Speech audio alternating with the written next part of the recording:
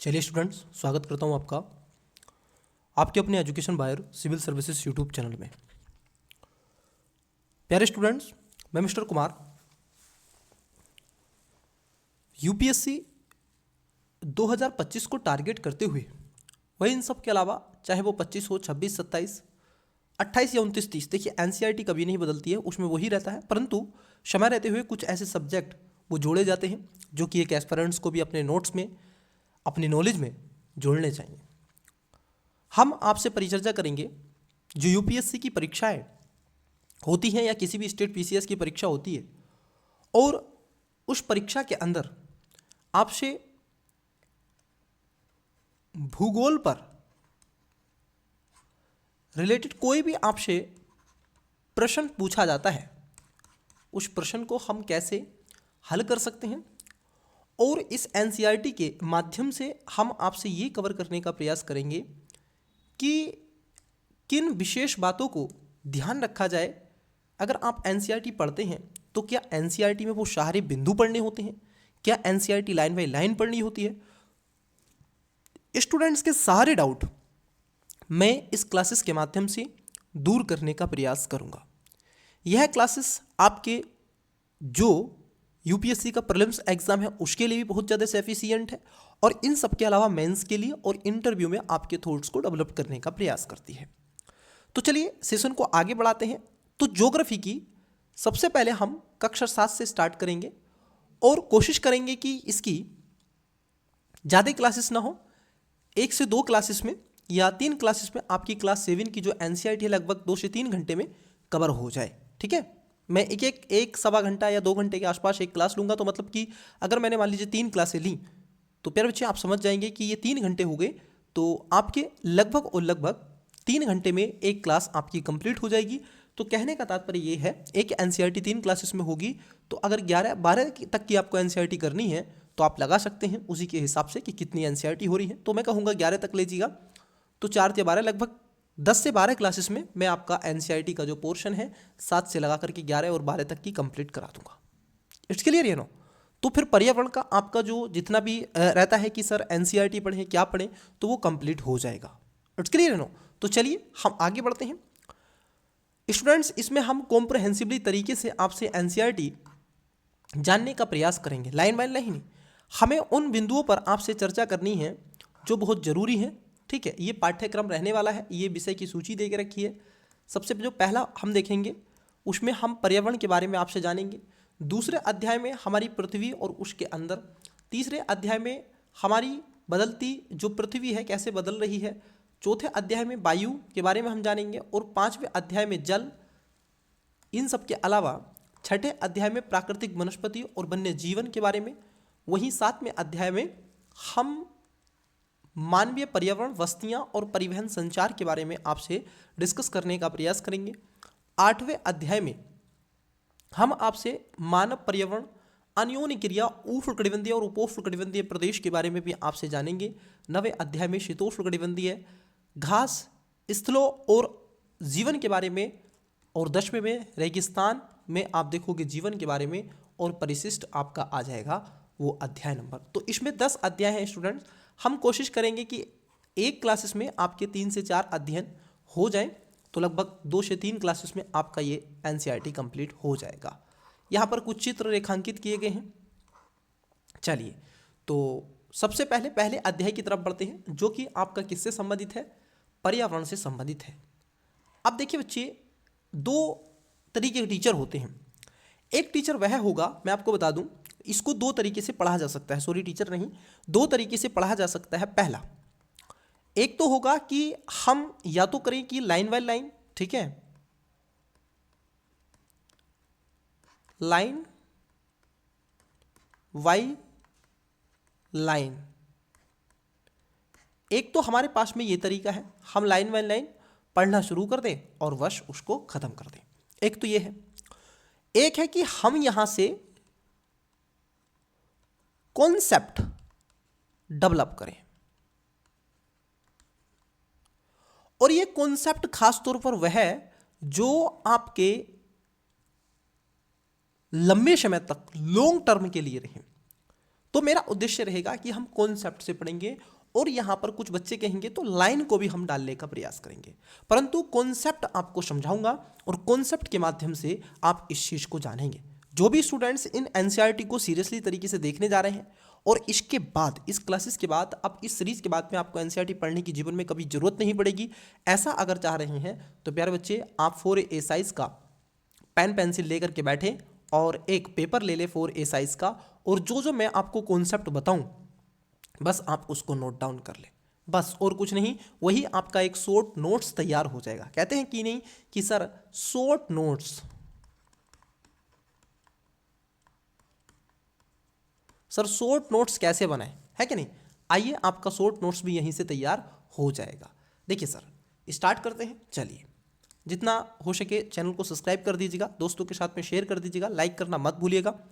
और यहाँ तक कि स्टूडेंट्स, क्योंकि आपका ये कर्तव्य बनता है, एजुकेशन बायर्स में रहते हुए कितनी सारी चीज़ें आपको दे रहा है प्रीलिम्स और मेंस को टारगेट करते हुए, ठीक है। जो भी बिगिनर एस्पिरेंट्स हैं उनको एडवांस लेवल तक ले जाने के लिए हम आपसे तत्पर हैं। तो चलिए आइए देखते हैं। पहला जो यूनिट है, अध्याय है, क्या है, पर्यावरण। पर्यावरण होता क्या है? पर्यावरण का मतलब होता है, अब एनसीईआरटी अपने तरीके से समझाएगी लेकिन मैं कॉन्सेप्ट आपका डेवलप करता हूं। देखिए पर्यावरण का मतलब होता है कि किसी एक बिंदु या पदार्थ के चारों ओर पाए जाने वाले जैविक अजैविक तत्वों को ही हम क्या कहते हैं, पर्यावरण कहते हैं।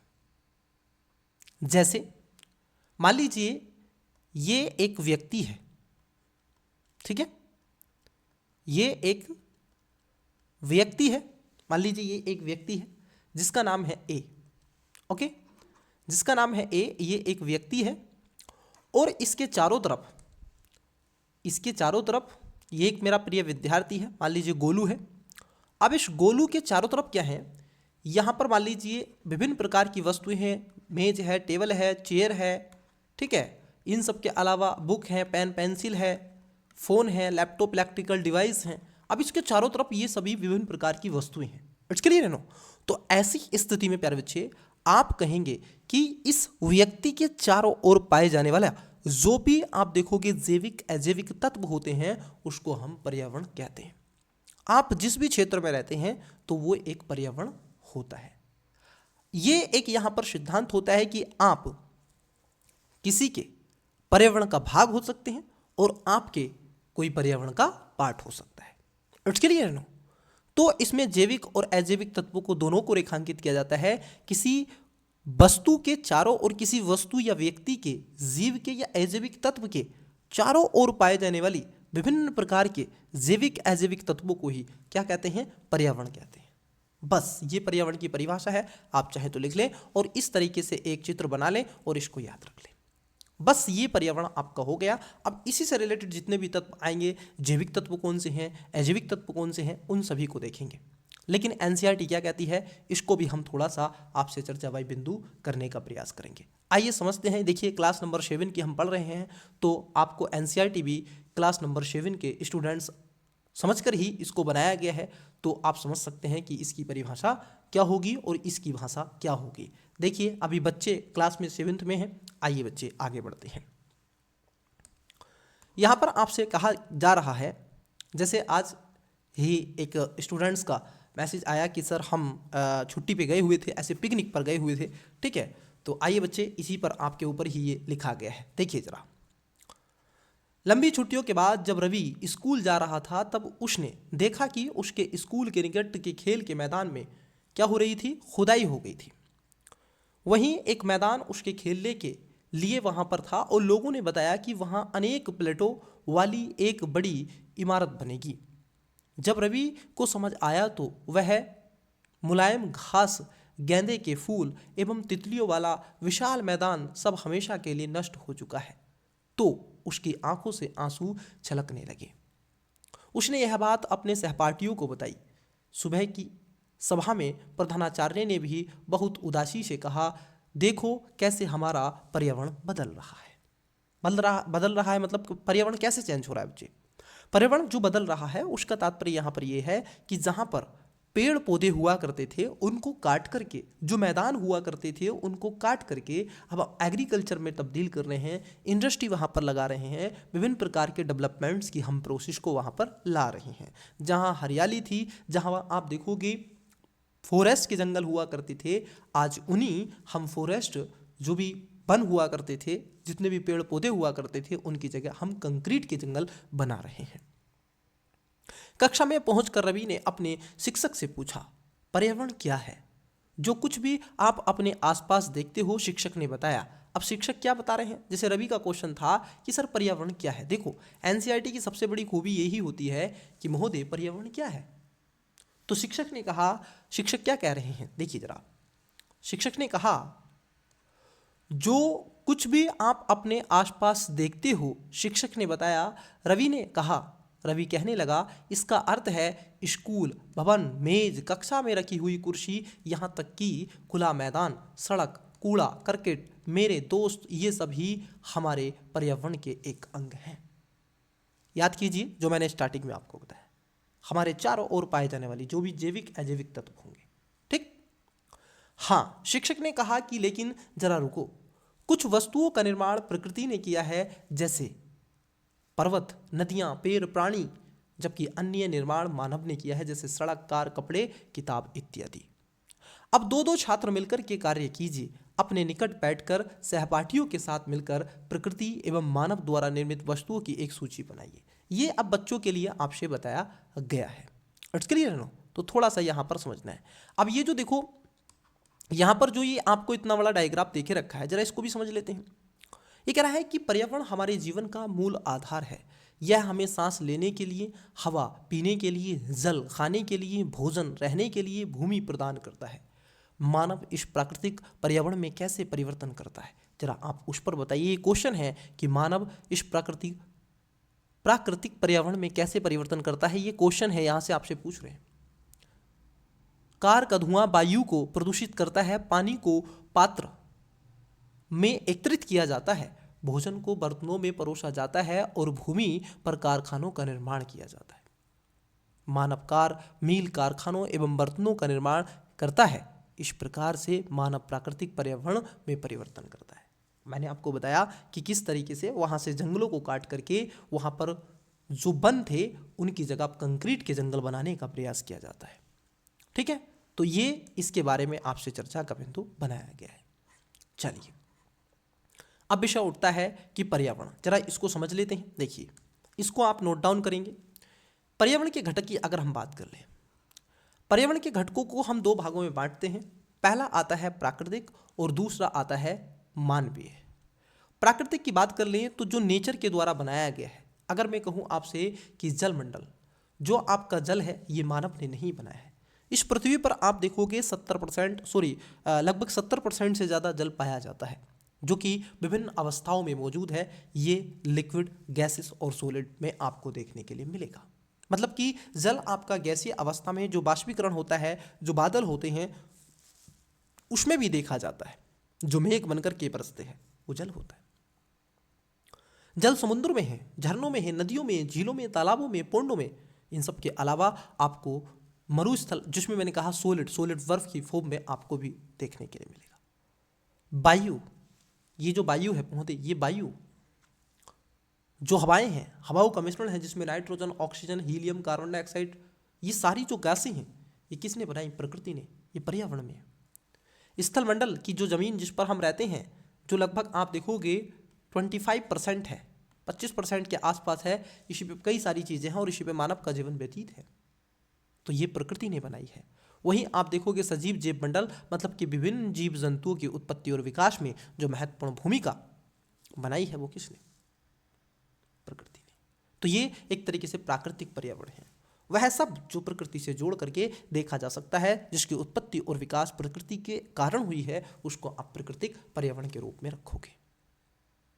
फिर आता है मानव निर्मित। मानव ने क्या बनाया? जरा देखिए, आप अपने चारों तरफ सोचिए और बताइए मानव ने क्या बनाया।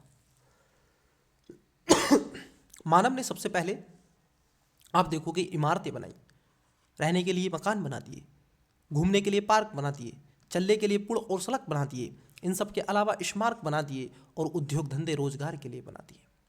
मानव आप देखोगे इस प्रकृति का लगातार शोषण करता चला गया, और मानव मानव के रूप में आप एक व्यक्ति को रख सकते हैं, परिवार, समुदाय, धर्म, शैक्षणिक, आर्थिक और यहाँ तक कि राजनीतिक स्थिति का भी सिद्धांत यहाँ पर दिखाया गया है। इट्स क्लियर या नो? चलिए, ये आपको दिख रहा है जीवीय, जिसमें आप देखोगे, देखो यहाँ पर जो चर्चा कर रहे हैं ये कह रहे हैं जैविक और अजैविक। इन्होंने जीवीय अजीवीय में इसको परिवर्तित किया है। जब आप दृष्टि आईएएस की क्विक रिवीजन बुक ले लीजिएगा, मैं रिकमेंड कर रहा हूँ, उसको आप ले लीजिएगा, ठीक है, उसको पढ़िएगा जरूर। ज़्यादा महंगी बुक्स नहीं होती है दृष्टि आईएएस की क्विक रिवीजन, और मैं उसका प्रचार नहीं कर रहा हूँ, अच्छी बुक है, मैंने भी पढ़ी है। वह 320 के आसपास आपको मिलेगी, तो उसको आप ले लेंगे, ठीक है, उसको आप प्यारे बच्चे जरूर ले लेंगे, ठीक है, तो ये ध्यान में रखना है। और लगभग आपको ये 300 से कम में मिलेगी, क्योंकि 20% का डिस्काउंट भी मिलेगा, ठीक है। देखिए, उसको बोलते हैं जैसे जीवीय, जिसको सजीव बोलते हैं, जैविक पदार्थों की भांति, मतलब कि जिसमें सजीव प्राणियों का आप देखोगे संसार, जैसे पादप हैं, जंतु है, उसको जीवीय कहते हैं, जिसमें जीव पाया जाता है, जिसमें जान पाई जाती है। वहीं आता है अजीवीय, जिसमें निर्जीव पदार्थों का संसार जैसे स्थल होते हैं, उसमें ये चीज़ें नहीं मिलती हैं। और मानव जो पर्यावरण है, ये दोनों ही आप देखोगे मिलकर के सम्मिलित रूप से एक परिस्थितियां सम्मिलित करती हैं, जिससे मानव का जीवन संभव होता है। आइए अब बात कर लेते हैं प्राकृतिक पर्यावरण को एक एक करके। इट्स क्लियर है नो? तो एक कॉन्सेप्ट था जो मैंने आपको बताया। यदि जिस भी स्टूडेंट्स ने ये चित्र समझा है और इसको ड्रॉ किया है, एक बार इसका स्क्रीनशॉट ले लेंगे यहाँ पे वीडियो को पोस्ट करके, और फिर उसके बाद में यहाँ करके आप एक स्क्रीनशॉट ले लेंगे, लेकिन ये आपके में होना चाहिए स्क्रीनशॉट, ठीक है। चलिए अब बात कर लेते हैं एक एक करके, ठीक है। आइए प्राकृतिक पर्यावरण पे डाल लेते हैं नज़र, थोड़ा सा आपको समझ में आएगा। देखिए जरा कॉन्सेप्ट को समझते चलना। प्राकृतिक पर्यावरण जो कि प्रकृति से आप देखोगे आपको मिलता है, चाहे वो जल हो, स्थल हो, वायु हो, पेड़ पौधे हों, ठीक है, ये सब संसाधन जितने भी प्रकृति से मिलते हैं उसको हम प्राकृतिक पर्यावरण की अंतर्गत रखते हैं। जैसे भूमि, जल, वायु, पेड़ पौधे एवं जीव जंतु मिलकर के प्राकृतिक पर्यावरण बनाते हैं। स्थलमंडल, जलमंडल, वायुमंडल और जैव मंडल से आपस पहले से ही परिचित होंगे। आइए अब हम इनके संबंध में कुछ और तथ्यों की जानकारी प्राप्त करते हैं। पृथ्वी की ठोस परपटी और कठोर ऊपरी परत को स्थलमंडल कहते हैं। यह चट्टानों एवं खनिजों से बना होता है। यह मिट्टी की पतली एवं परत में ढका होता है। यह पहाड़, पठार, मैदान, घाटी आदि जैसे विभिन्न स्थलाकृतियों वाला एक विशाल धरार होता है। ये स्थलाकृतियाँ महाद्वीपों के अलावा महासागर की सतह पर भी पाई जाती हैं। स्थलमंडल वह क्षेत्र है जो हमें वन, कृषि एवं मानव वस्तुओं के लिए भूमि और पशुओं को चरने के लिए घास स्थल प्रदान करता है। यह खनिज संपदा का भी एक स्रोत माना जाता है। तो इसको भी क्या है आपको ध्यान में रखना है। आई होप कि इस चित्र को आप देखेंगे, यहाँ पर वायुमंडल है, ये जैवमंडल है, और ये यहाँ पर जलमंडल है, और ये स्थलमंडल है। मैं आपको एक चित्र ड्रॉ करने का प्रयास करता हूँ। आइए जरा समझते हैं। देखिए एक चित्र देखिएगा ताकि आपको कुछ चीज़ें देखने के लिए मिले। मैं यहाँ पे एक चित्र बना रहा हूँ, जरा इस चित्र को देखिएगा, देखिएगा जरा। यह है आपका जलमंडल,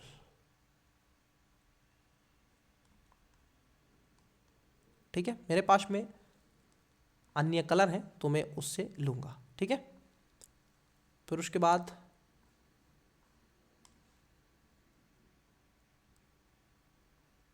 ये जो काले उससे बना रहे हैं ये है वायुमंडल।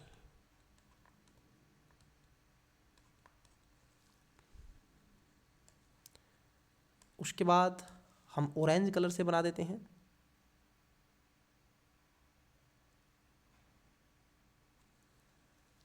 ये है स्थलमंडल।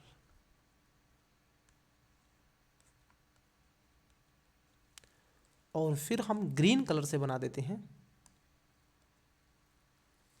ओके, थोड़ा और डार्क ग्रीन लीजिए यहां से।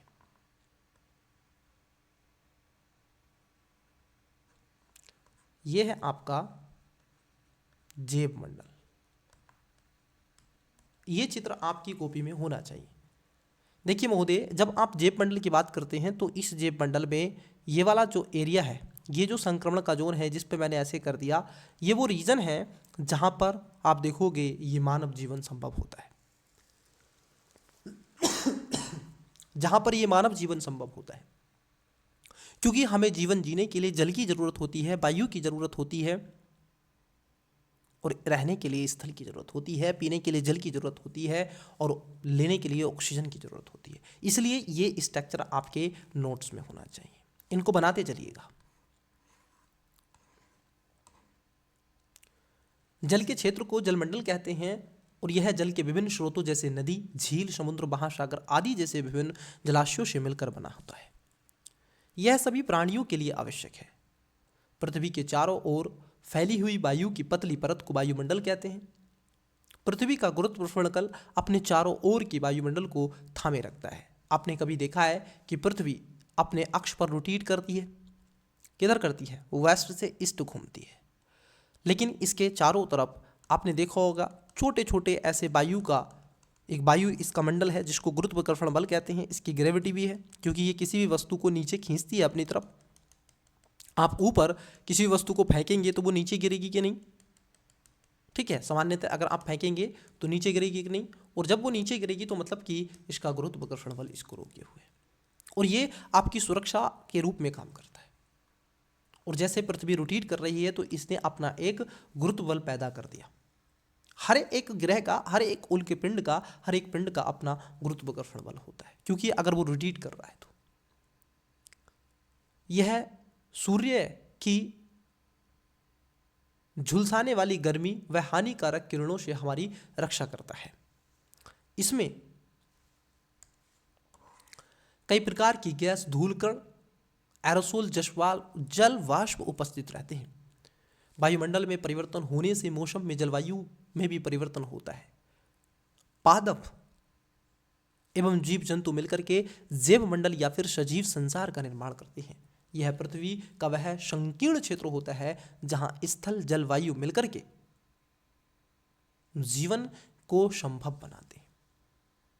आइए अब बात करते हैं परितंत्र के बारे में। यहां पर एक शब्द उठता है परितंत्र। शब्द उठता है बच्चे परितंत्र। परितंत्र क्या होता है? परितंत्र का मतलब होता है कि यह वह क्षेत्र जिसमें सभी जीवधारी आपस में रह करके अपनी अंतःक्रियाओं को करते हैं। मतलब कि अगर आप रह रहे हैं तो आप अन्य जीव जंतुओं पर निर्भर होंगे।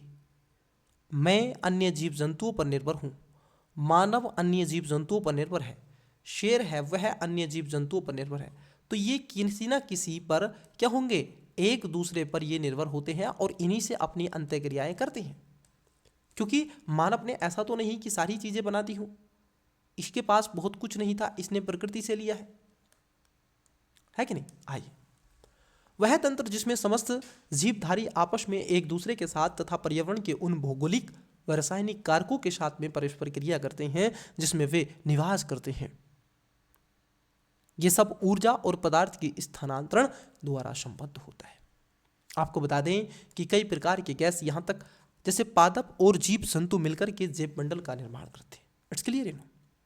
लेकिन परितंत्र क्या है? क्वेश्चन तो ये उठता है। तो रवि की कक्षा में एक एनसीसी कैंप में जेस्सी ने आचार्य से कहा, कितनी मूसलाधार वर्षा हो रही है। देखो, एनसीईआरटी हमेशा बहुत इजी भाषा में समझाती है कि इससे मुझे अपना केरल याद आ गया। तुम सबको आकर देखना चाहिए कि कैसे हरे भरे खेतों व नारियल के बगानों में लगातार बारिश होती रहती है। तभी जैसलमेर के रहने वाले हीरा ने आचार्य से कहा, हमारे यहां वर्षा होती ही नहीं। किसने? जैसलमेर, राजस्थान। हम तो दूर दूर तक केवल कीकर व रेत की नजर आती है, लेकिन वहां ऊंट भी तो मिलते हैं।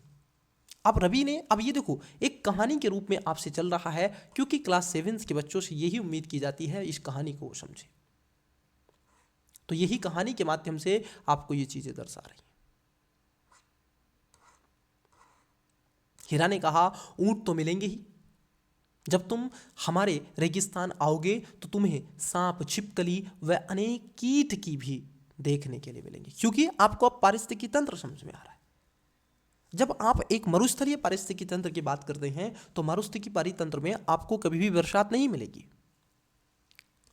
मरुस्थलीय जो आपको मरुस्थलीय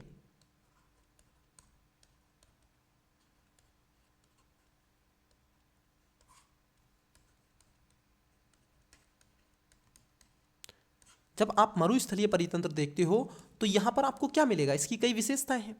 तो आपको यहां पर क्या मिलेगा, रेत मिलेगा पहला, दूसरा आपको यहां पर कीकर मिलेगा, सांप मिलेंगे, ऊंट मिलेंगे, और बरसात तो आपको कम मिलेगी। कितना, लगभग 40 सेंटीमीटर, 40% के आसपास, सॉरी सेंटीमीटर। तो ये सब चीजें आपको मिलेंगे। यहां पर रात्रिचर आपको जीव जंतु मिलेंगे, कैक्टस, कीकर, खेर, खजूर, ये सब यहां पर आपको मिलेंगे। तो उसी ने तो कहा कि जैसलमेर में ये सारी चीजें हो रही। रवि हैरत में पड़ गया। विभिन्न स्थानों पर पाए जाने वाले जीव जंतु, वनस्पति व लोगों के रहन सहन के तरीके इतने भिन्न क्यों?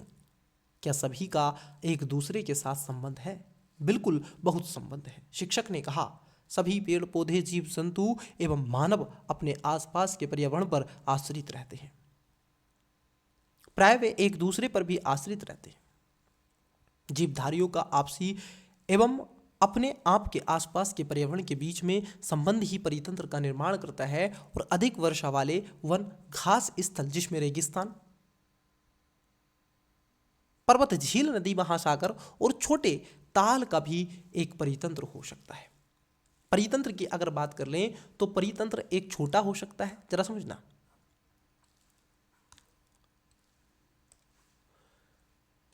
परितंत्र ये भी हो सकता है, परितंत्र ये भी हो सकता है, और परितंत्र ये भी हो सकता है। ये बड़े से बड़ा हो सकता है और छोटे से छोटा हो सकता है। एक बड़े परितंत्र में कई छोटे छोटे परितंत्र हो सकते हैं। अब मान लो इसके अंदर एक लेक है, ये यहां पर कोई भी यहां पर झील है। अब इस झील का अपना परितंत्र है, क्योंकि इसमें घास फूस होगा, विभिन्न प्रकार के जीव जंतु रह रहे होंगे, जलीय जीव होंगे, स्थलीय जीव होंगे, और जलीय स्थलीय जीव दोनों होंगे संक्रमण के जोन में। तो ये भी आपको देखने को मिलेगी। तो परिस्थिति तंत्र जो होता है ये बड़े से बड़ा हो सकता है और छोटा भी हो सकता है, इसका आकार, ठीक है, इसको ध्यान में रखना है। जैसे भारतीय परिस्थिति तंत्र को देख लो, मान लीजिए भारतीय परिस्थिति तंत्र देखते हैं पूरे संपूर्ण भारत को, तो जब भारत के परिस्थिति तंत्र को देखते हैं तो इसमें आपको सूखा भी मिलेगा, दुनिया का सबसे ज्यादा हाईएस्ट तापमान भी भारत में मिलेगा 56, सबसे ज्यादा बरसात भी आपको मिलेगी 1000 से 1200 सेंटीमीटर, और साथ ही साथ आपको विश्व की सबसे अधिक आपको ठंड भी देखने के लिए यहीं पर मिलेगी। जम्मू कश्मीर के उस सियाचिन ग्लेशियर में, जहां पर -50 डिग्री से ज्यादा ही तापमान रहता है। तो इसको भी आपको क्या है, ध्यान में रखना है। फिर विषय उठता है कि मानवीय पर्यावरण क्या है। मानवीय पर्यावरण होता है जो मानव के द्वारा निर्मित होता है, जिसका निर्माण मानव के द्वारा किया जाता है, जिसमें आप इंफ्रास्ट्रक्चर की बात करते हैं, चाहे उसमें इमारत हो, इसमें कार हो, इसमें उद्योग हो,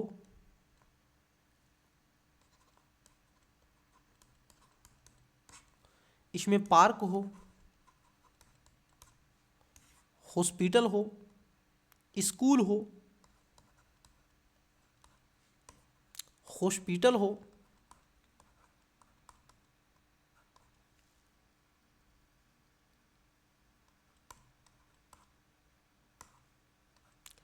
मतलब कि अगर जो भी मानव के द्वारा निर्मित किया गया है वह सभी मानवीय पर्यावरण कहलाता है। बस ये ध्यान में आपको रखना है। तो आपको एक हेडिंग डालनी है मानवीय पर्यावरण, और उसके आगे लिख देने हैं जो कुछ भी मानव के द्वारा निर्मित किया गया है वह मानवीय पर्यावरण कहलाता है। उसमें उद्योग, धंधे, आप लिख लोगे उद्योग, इमारत, सड़क, पुल, फर्नीचर, जो भी अपने आस पड़ोस देखते हो, ठीक है, जो मानव के द्वारा निर्मित है, कि मानव ने ये निर्मित किया है, ठीक है, उसको आप नोट डाउन कर लोगे। हो गया शॉर्ट नोट्स। यही चीजें आपको कंटिन्यूअसली मेरे साथ करते रहनी। मानव अपने पर्यावरण के साथ पारस्परिक क्रिया करता है और उसमें से अपनी आवश्यकता के अनुसार परिवर्तित करता है। प्रारंभिक मानव ने स्वयं को प्रकृति के अनुरूप बना लिया। अगर आप देखेंगे, जब पर्यावरण के इतिहास को आप जानते हैं और मानव की कृति को आप जानते हैं, जब प्राचीन काल के मानव की अगर हम बात कर ले थोड़ा,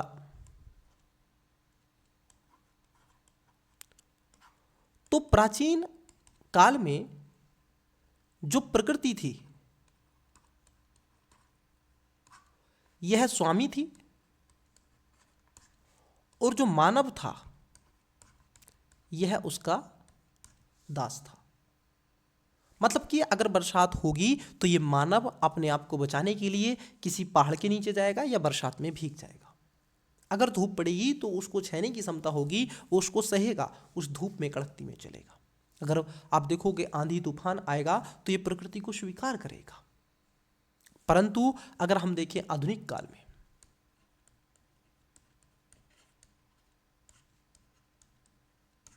आधुनिक काल में अगर हम देखें स्वामी, तो स्वामी कौन? मानव। और दास कौन? प्रकृति। प्रकृति आज दास है। वर्तमान में आधुनिक समाज में पढ़ा लिखा ये बुद्धिजीवी होने के नाते, तकनीकी को विकसित करने के नाते आज ये आधुनिक काल में स्वामी बन बैठा है। और यदि ये मानव स्वामी रहेगा तो आपको इस प्रकृति में प्राकृतिक आपदाएं आपको मिलेंगी, इनसे आपको कोई नहीं बचा सकता, ये तो आपको मिलेंगे। ये स्वामी कैसे? बरसात होती है, आप उस शीशे के मकान, उस बंगले में चले जाते हैं और छिप जाते हैं। थोड़ी सी ठंड पड़ती है तो आप हीटर चला लेते हैं, गर्मी होती है तो आप एसी में चले जाते हैं, बरसात होती है तो आप बैठकर के बालकनी में और शीशे से झांकते हैं, बालकनी से किस तरीके से निहारते हैं बरसात की बूंदों को, भीगते नहीं हैं और एक कॉफी या चाय आप लेते हैं। ये आज की सिचुएशन आपको दिख रही है और हम इतने उपभोक्तावादी, हमारी आइडियोलॉजी होती चली जा रही है, हम इतने पर्यावरण के विरोधी हो गए, जिसके कारण पर्यावरण को स्वयं हस्तक्षेप करना पड़ रहा है, इस प्रकृति को स्वयं हस्तक्षेप करना पड़ रहा है। अगर आप किसी को मारते हैं तो वो अपनी जान को स्वयं बचाता है, तो वही प्रकृति भी अपनी जान बचाने के लिए अब प्राकृतिक आपदाएं आपको दे रही है। समझ लीजिएगा, जब भी कोई प्राकृतिक आपदा इस पृथ्वी पर आती है तो ये इस प्रकृति का एक संदेश होता है, वो आपसे कुछ कह रही है कि हे मानव रुक जा, हे मानव रुक जा, थोड़ा ब्रेक लगा ले, इतना उत्पादन नहीं हुआ जितना आपने कंजम्पशन कर लिया। तो यही है, इट्स क्लियर है ना? तो इसको थोड़ा सा ध्यान में रखना है, बस, और कुछ नहीं। हो गया, आगे बढ़ते हैं। आपका अध्याय नंबर 1 समाप्त हो गया। इससे रिलेटेड कुछ क्वेश्चन आपसे पूछे गए हैं, जैसे आपसे मैं क्वेश्चन दे रहा हूं, परितंत्र क्या है आप इसको लिखें, प्राकृतिक पर्यावरण से आप क्या समझते हैं इसको लिखें। कहते हैं ना मेंस के क्वेश्चन लिखो, पर्यावरण के प्रमुख घटक कौन कौन से हैं ये लिखें, मानव द्वारा निर्मित पर्यावरण के 4 उदाहरण दीजिए, स्थल मंडल क्या है, जीवीय पर्यावरण के 2 प्रमुख घटक क्या हैं और जैव मंडल क्या है। ये क्वेश्चन आपको लिखने चाहिए, इससे आपकी ओवरऑल अंडरस्टैंडिंग बढ़ेगी। ये कुछ क्वेश्चन है, आप इसको लिखें। जैसे इनमें से कौन सा प्राकृतिक परितंत्र नहीं है, तो आप कहोगे कौन सा नहीं है, तो आप कहोगे ये तालाब नहीं है, ये जो ताल है ये नहीं है, क्योंकि ये मानव के द्वारा, वन और जो आपके मरुस्थल है ये तो प्रकृति के द्वारा है, जबकि प्रकृति द्वारा नहीं है तो ताल। निम्न में से कौन सा मानवीय पर्यावरण का घटक नहीं है? मानवीय पर्यावरण का गठन ये स्थल नहीं है, क्योंकि ये प्रकृति ने बनाया, धर्म और समुदाय तो मानव ही बनाता है। इनमें से कौन सा मानव निर्मित पर्यावरण है? मानव निर्मित जो पर्यावरण है आप कहोगे सड़क, क्योंकि सड़क मानव ने बनाई है। इनमें से कौन सा पर्यावरण के लिए खतरा है? पादप वृद्धि, जनसंख्या वृद्धि, फसल वृद्धि, तो आप कहोगे ये जनसंख्या वृद्धि। अब मिला आप कर दें, इसको जोड़े बनाइएगा। अब देखिए ये जोड़े बड़े अच्छे हैं, कई बार यहीं से क्वेश्चन डायरेक्ट यूपीएससी में या किसी स्टेट पीसीएस में पूछ लेता है। ठीक है, तो स्तंभों को मिलाकर सही जोड़े बनाएं। अब ये आप अपनी किताब में जोड़े बना सकते हैं। जैसे जेब मंडल है, तो जेब मंडल कौन सा होगा उसको आप बताएंगे। वायुमंडल कौन सा होगा, ये होगा वायुमंडल। पृथ्वी का गुरुत्वाकर्षण बल इसके लगता है ना। उसके बाद पर्यावरण, पृथ्वी को घेरने वाले वायु की चादर, सॉरी वायुमंडल कहलाता है। तो वायुमंडल ये होगा पहला।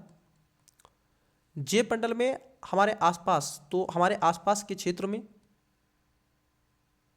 जीवों व उनके परिवेश के बीच संबंध, ये पारिस्थितिकी तंत्र है, ये तो इसमें नहीं आएगा। संकीर्ण क्षेत्र जहाँ स्थल जल वायु परस्पर क्रिया करते हैं, इसको हम जेब मंडल कहते हैं, इससे रिलेटेड हो जाएगा। हमारे आसपास का क्षेत्र पर्यावरण कहलाता है।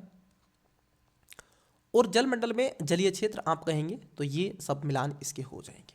ठीक है, ऐसे आपको मिला देना है। अब ये है, बताइए कारण कौन से हो सकते हैं। मानव अपने पर्यावरण में परिवर्तन करता है, कैसे। पौधे एवं जीव जंतु एक दूसरे पर, और ये कुछ क्रियाकलाप है। चलिए आइए, अब इन पर टाइम नहीं देंगे, सीधा आते हैं टॉपिक पे। अध्याय नंबर 2, हमारी पृथ्वी के अंदर। चलिए देखिए जरा, पहले हम पृथ्वी को समझते हैं और फिर उसके बाद पृथ्वी के अंदर हम झांकने का प्रयास करेंगे। आप डालेंगे, ये जो टाइटल है इसको डाल देंगे, हमारी पृथ्वी के अंदर अध्याय 2। ठीक है, हमारी पृथ्वी के अंदर। अब आइए, इस तरीके से गोला बना लेंगे। आपको गोला नहीं बनाना है, आपको क्या करना है बच्चे, आपको ये बनाना है इस तरीके से। मैं यहाँ पर नहीं, मैं देखता हूँ कहाँ इन्होंने कुछ जगह अगर दी होगी। ठीक है, तो उस पर मैं देखता हूँ, थोड़ा यहाँ पर देखिएगा। आपको अपने नोट्स में ये बनाना है, ये वाला स्ट्रक्चर, और ये स्ट्रक्चर बना करके यूं इस तरह, ये वाला स्ट्रक्चर आपको बना देना है। सबसे ऊपर लिखना है यहां, ये जो ऊपर है इसको लिखना है पृष्ठ पर पटी, जिसको हम कहते हैं। फिर उसके बाद यहां पे लिखना है मेंटल, और फिर यहां पे लिखना है क्रोड। अब ये पृथ्वी है, अब इस पृथ्वी के हम संरचना की बात करेंगे। हम कितना 6373 है, कितना है बताइएगा। ठीक है, जो भी इसकी हाइट है, गहराई है, उसमें हम जाने का प्रयास करेंगे। तो चलिए आइए एक एक करके आप बात कर लेते हैं। तो सबसे पहले परपटी को समझते हैं। प्रकृति के जो ऊपरी वाला क्षेत्र है इसको हम जानने का प्रयास करते हैं। देखिए यहां पर आपको परपटी दिख रही है, ये ऊपर का क्षेत्र। फिर उसके बाद में स्थल मंडल यहीं पर कहते हैं। ये आपको जो रीजन है इसको हम मेंटल कहेंगे। यहाँ पर क्रोड मेंटल होगा, ये वाला जो रीजन है। फिर बाह्य, यहाँ पर क्रोड आपको मिलेगा, ये आंतरिक क्रोड है और ये इसकी बाह्य क्रोड है। ये भी आपको थोड़ा सा समझ में आ गया है। चलिए आइए एक एक करके बात करते हैं। देखिए हमारी पृथ्वी एक गतिशील ग्रह है, मतलब कि ये पृथ्वी क्या है, अपने अक्ष पर भी रोटेट कर रही है। आप सभी इस बात से तो वाकिफ हैं कि पृथ्वी अपने अक्ष पर घूम रही है। कैसे घूम रही है, पृथ्वी अपने अक्ष पर, ये अर्थ है और ये अर्थ यूं इस तरीके से घूम रही है, मतलब कि वेस्ट टू ईस्ट पृथ्वी चक्कर लगाती है, अपने अक्ष पर रोटेट कर रही है। फिर उसके साथ में ये क्या कर रही है कि घूर्णन भी कर रही है। ठीक है, किसका, सूर्य के चारों तरफ भी ये रोटेट करती रहती है। इट्स क्लियर है नो। जिस तरीके से ये आपको पेन का एक मक्खी ये इस तरीके से घूम रही है, वैसे ही पृथ्वी भी घूमती है। इसके अंदर एवं बाहर निरंतर परिवर्तन होता रहता है। क्या आपने कभी सोचा है कि पृथ्वी के आंतरिक भाग में क्या है और पृथ्वी कितने पदार्थों से बनी है। आइए एक एक करके बात करते हैं। पृथ्वी के आंतरिक भाग को हम समझते हैं। देखिए पृथ्वी वास्तव में क्या है, एक प्याज की तरह है। अब जरा समझना, एक एनसीईआरटी आपको इतने डेप्थ में बता रही है कि पृथ्वी क्या है। पृथ्वी एक जो अर्थ है एक ओनियन की तरह है। जिस तरीके से ओनियन पर लेयर बाय लेयर चढ़ी होती हैं, उस पर छिलके होते हैं। जैसे आप ओनियन को कभी छोलेंगे, ठीक है, आज ही जब आप अपने किचन में जाएंगे और जब आप कुकिंग करेंगे तो उस समय, या फिर ओनियन को आप सलाद के रूप में खाते हैं, तो जब आप ओनियन को छीलेंगे तो जब उसको पृथ्वी के साथ कनेक्ट करने का प्रयास कीजिएगा। आइए सीख लीजिएगा। देखिए, एक प्याज की तरह पृथ्वी भी एक के ऊपर एक संकेंद्रीय परतों से बनी है। पृथ्वी की सतह की सबसे ऊपरी परत को पर्पटी कहते हैं। यह सबसे पतली परत है। यह महाद्वीपीय सहिति में लगभग कितनी है? 35 किलोमीटर है और समुद्र पर यह 5 किलोमीटर है। ऐसा क्यों है उसको भी जरा जानिएगा। देखिए, जब आप पर्पटी की बात करते हैं, जो ऊपरी क्षेत्र है, जो आपकी पर्पटी है, अगर आप उसकी बात करोगे, ये चित्र बहुत अच्छा इन्होंने दे के रखा है, ठीक है। मुझे अलग से चित्र नहीं बनाना है, लेकिन मुझे चित्र बनाना है, इसी में बना देना है। आइए देखिए, ये चित्र है महोदय, समझ लेते हैं बच्चे। यहाँ पर ये पठार वगैरह ये कुछ दे के रखे हैं, और उसके बाद आपको यहाँ पर ये यूं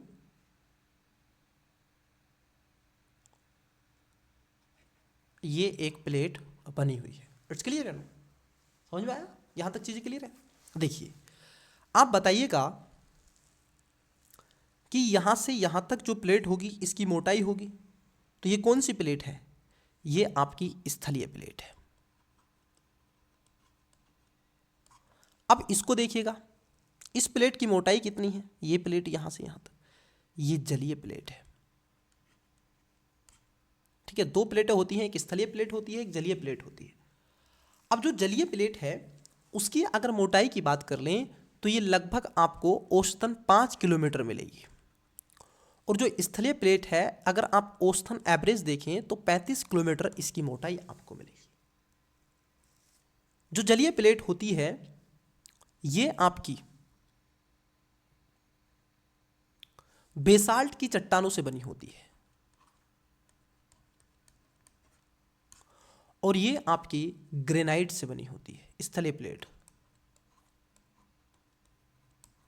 ग्रेनाइट की चट्टानों से बनी होती है, और हमेशा स्थलीय प्लेट जलीय प्लेट से हल्की होती है, इसलिए वो उसके ऊपर तैरती रहती है। क्योंकि इस पृथ्वी पर आप देखोगे कितने परसेंट जल है, ये आपको वाकिफ है कि लगभग आप देखोगे 75% के आसपास वाटर है, और 25% के आसपास आपका लैंड एरिया है, भूमि एरिया है। ये दोनों बातें आपको क्लियर हो गई।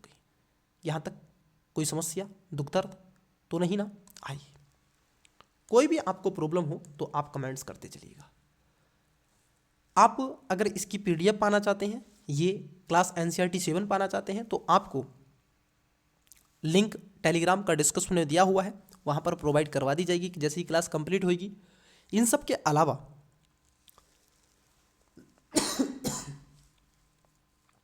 अलावा जो मुझसे पर्सनली कोई क्वेश्चन पूछना चाहता है कमेंट कर सकता है, नहीं तो इंस्टा पर मुझे फॉलो कर सकते हैं, उसका भी लिंक डिस्क्रिप्शन में दिया हुआ है, वहाँ पर पर्सनली मैसेज कर सकते हैं। यहाँ पर आपको महाद्वीपीय प्रॉपर्टी दिख रही है, ये महाद्वीप है, ये महासागर का रीजन है, ये जो रीजन है ये महासागर है बच्ची, ठीक है। और ये जो आपकी है ये प्रॉपर्टी आपको दिख रही है, ठीक है। चलिए, आई होप कि यहाँ तक चीज़ें क्लियर हो गई होंगी। महाद्वीपीय संरचना मुख्य रूप से सिलिका एवं एल्युमिनियम की खनिजों से बनी होती है, इसलिए इसे एलिस क्या कहते हैं? सियाल कहते हैं, सीएल, सी सिलिका और एल से एल्युमिनियम। It's clear no? तो इसको थोड़ा सा क्या है आपको ध्यान में रखना है।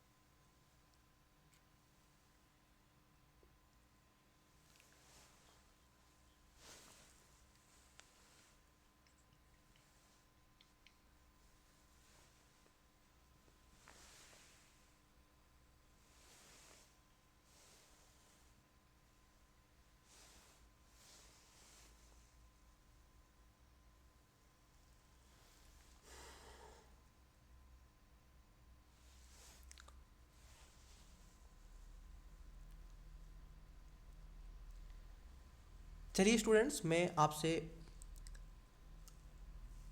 आगे इस क्लास को चर्चा का बिंदु बनाऊंगा, ठीक है। इसकी एक क्लास और लूँगा मैं, ये 7th की एनसीईआरटी आपकी कंप्लीट कर दूँगा। थोड़ा टेक्निकल इशू हो गया है।